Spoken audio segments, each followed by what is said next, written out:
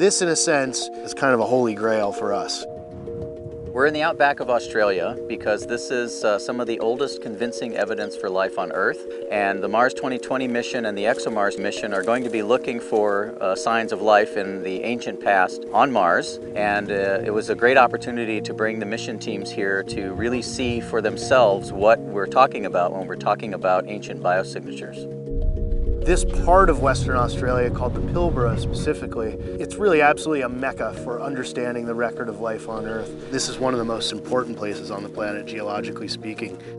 Members of the science team came out here to look at some of the oldest rocks that are on Earth. These rocks are anywhere from 2.5 to 3.5 billion years old, about the same age as the rocks that we're going to find on Mars. And what's very special about them is they have evidence of the earliest life on Earth. The rocks you see right in front of me here, these wrinkly layered structures that we call stromatolites. Structures like this actually represent fossilized microbial mats.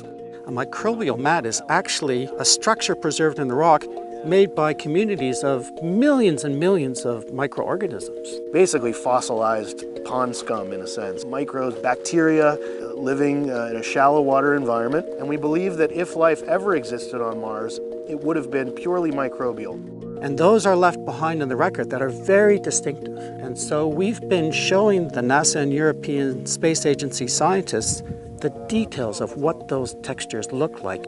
When we say with Mars 2020, we're seeking the signs of ancient life on Mars, this is precisely the kinds of signs of life that we'll be seeking. I've learned to be a kind of a Martian, to be in a harsh environment. My comfort zone is the laboratory, but you know, here I can see that this is the real stuff. It's not just simulating stuff in the laboratory. This is a real good training for us. It was really important to get the science team out here, and speaking for myself, I had seen pictures of rocks like this, and they didn't really convince me that they were the product of life. And when you see them up close and personal, it really tells the story that this was once life. And that's something you just can't get if you don't go out and look at rocks like this.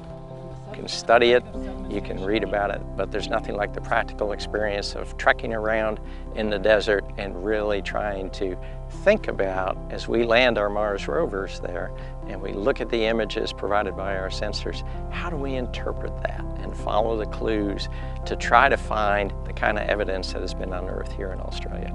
Could Mars ever have supported life? And then to take the next step, did Mars ever host life? We're just smart enough now about Mars to ask the really hard questions.